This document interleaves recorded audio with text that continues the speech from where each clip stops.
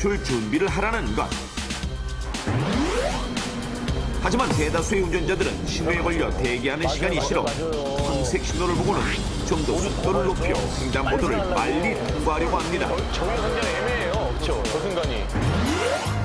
실제로 도로를 달리고 있는 차들을 살펴보면 이렇듯 상당수의 운전자들이 황색 신호로 바뀌자 정지 신호에 걸리지 않기 위해 더욱 속력을 내 횡단보도로 진입하는 것을 볼 수 있었는데 저때 안 가면 또 뒤에서 빵빵 걸어요.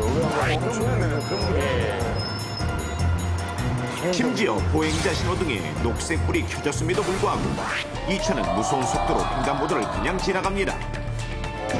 바로 이럴 때 노인이 보행자 신호가 녹색으로 바뀌자마자 건너게 되면 횡단보도를 지나가기 위해 과속으로 달려오던 차와 부딪혀 사고를 당할 수밖에 없는 것입니다. 저 차들도 대부분 과속 중이거든요. 빨리 지나가려고 하니까. 그럼 이처럼 녹색불이 켜지자마자 건너는 행동은 얼마나 위험할까요? 실제로 넘버원에서는 그 위험성을 알아보기 위해 직접 실험해봤습니다. 실험은 노인들이 횡단보도에 녹색 신호를 보고 첫 번째 발을 내딛는 시간을 측정한 것으로 먼저 녹색불이 켜지자마자 신호를 건너는 60대 중반의 노인 6명을 관찰해보니 녹색 신호로 바뀌었을 때 노인들이 횡단보도에 내려서는 시간은 평균 0.7초. 그리고 차량용 신호가 황색일 때 더욱 가속하는 차량 넉 대를 관찰해보니 정지선에서부터 횡단보도로 진입하는 시간은 평균 0.3초. 이처럼 횡단보도에 들어서는 시간이 차가 노인들보다 빠르기 때문에 노인들은 여지없이 차에 치이게 되는 것인데 자, 그럼 본격적으로 실험에 들어가 보겠습니다. 이번엔 마네킹을 녹색 신호가 켜지자마자 건너는 보행자로 가정해 마네킹은 보행자 신호에 녹색불이 들어오자마자 횡단보도로 진입하고 이때 운전자는 차량용 신호의 황색등을 보고 속력을 높여 횡단보도에 진입합니다. 과연 어떤 일이 일어날까요? 실험 시작! 횡단보도를 향해 달려가는 차량. 횡단보도에 다다를 무렵 차량용 신호가 황색불로 바뀌고 이때 운전자는 시속 60km까지 가속합니다.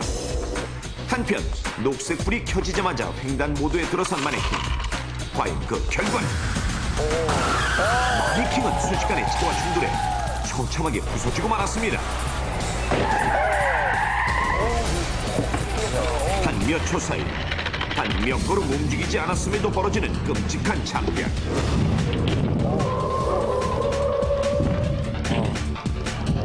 이렇듯 녹색 신호가 켜지자마자 어떤 주의도 기울이지 않고 황급히 횡단보도를 건너는 것은 되돌릴 수 없는 결과를 초래합니다.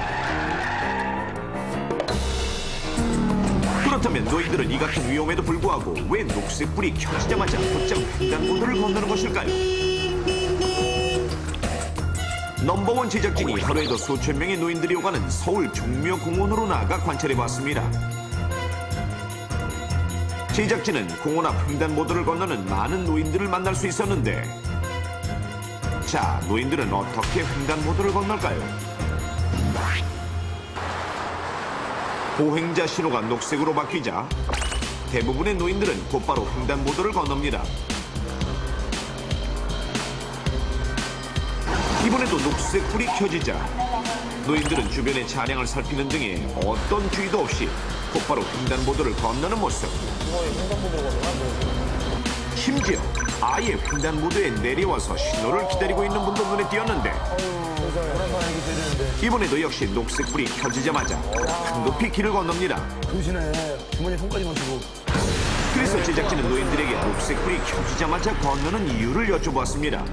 파란불이 딱 되니까는 이제 오는 가는 거 아니야. 다리가 불편하니까 빨리 시간 내에 가려고 이제 그러는 거지. 몸이 불편해서 걸음이 어리니까 신호등이 끝나기 전에 빨리 건너가려고 그렇게 건너가는 거죠. 그렇습니다. 노인들은 젊은 사람에 비해 걸음이 느리기 때문에 빨리 건너야 한다는 생각에 신호가 바뀌자마자 곧바로 건너는 것입니다. 이분을 보면 횡단보도를 미처 다 건너기도 전에 적색 신호로 바뀌어 당황하시는데 차들은 이를 아랑곳하지 않고 아슬아슬하게 노인을 피해가는가 하면 심지어 보행 중인 노인의 바로 앞을 아찔하게 지나가는 버스까지. 제작진도 깜짝 놀랐습니다. 노인들은 신체적 능력이 떨어져 걷거나 뛰는 동작이 느려서 횡단보도를 건널 때 일반 성인에 비해 시간이 많이 걸립니다. 때문에 보행자 신호가 적색으로 바뀌어도 다 건너지 못해 당황하는 경우가 매우 많습니다. 그렇기 때문에 대다수의 노인들이 신호 안에 빨리 건너기 위해서 신호가 바뀌자마자 건너가거나 아예 이처럼 미리 횡단보도 아래 내려와 있다가 신호가 바뀌자마자 건너다가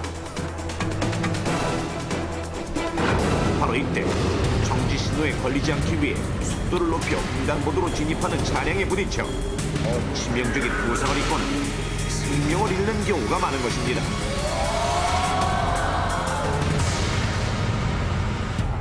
물론 젊은 사람들도 녹색불이 켜지자마자 횡단보도에 내려서면 그 역시 위험하지만 노인에 비해 운동신경이 발달해 노인보다는 사고를 덜 당하는 것입니다. 그럼 횡단보도를 안전하게 건너려면 어떻게 해야 할까요? 지금부터 넘버원에서 그 방법을 알려드리겠습니다. 자, 이처럼 우리나라의 많은 차량 운전자들이 황색불에 서지 않고 도리어 빨리 횡단보도를 통과하려는 잘못된 운전 습관을 가지고 있기 때문에 녹색불이 켜졌다고 해서 바로 건너는 것은 매우 위험한 일.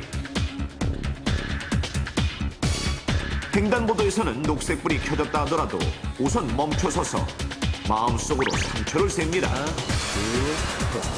하나의 왼쪽, 둘의 오른쪽에서 차가 오는지 살피고 셋의 전방을 확인한 후에 건너야 하며 횡단 중에도 좌우측의 자동차에 주의하고 또 횡단보도를 건너는 중에는 차가 진입하지 않는 방향인 우측 통행이 기본입니다.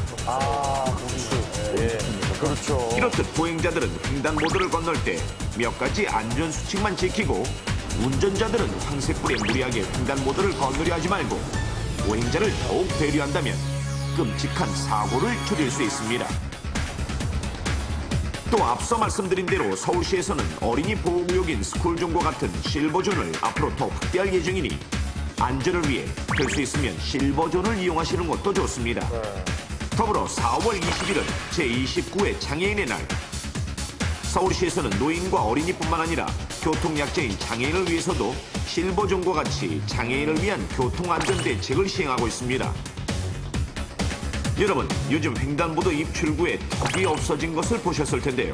그렇죠. 이처럼 서울시에서는 휠체어가 안전하게 통과할 수 있도록 횡단보도 입구와 출구에 설치된 보행로에 턱을 없앴으며 또 시각장애인의 안전한 보행을 위해 횡단보도 입구와 출구에는 점자 형태의 유도 블록을 설치하고 횡단보도를 보다 안전하게 건널 수 있도록 입구에는 이처럼 음향 신호기를 마련했으니 잠시만 기다려주십시오. 왼쪽 횡단보도에 녹색불이 켜졌습니다. 건너가도 좋습니다. 전멸 신호로 바뀌었습니다. 이제 횡단보도를 건널 때 음향 신호기와 점자 유도 블록을 이용해 안전하게 건너십시오. 그리고 거동이 불편한 지체 장애인을 위한 정책으로 등하교나 직장 출퇴근 그리고 외출 시 집에서 목적지까지 횡단보도를 많이 건너야 할 경우 목적지로 출발하기 전에 서울시 가산 콜센터 120번으로 이동 보조 서비스를 요청하시면 도우미의 도움을 받아 안전하게 횡단보도를 건너 목적지까지 이동하는 방법도 있으니 콜센터를 이용하는 것도 좋은 방법입니다.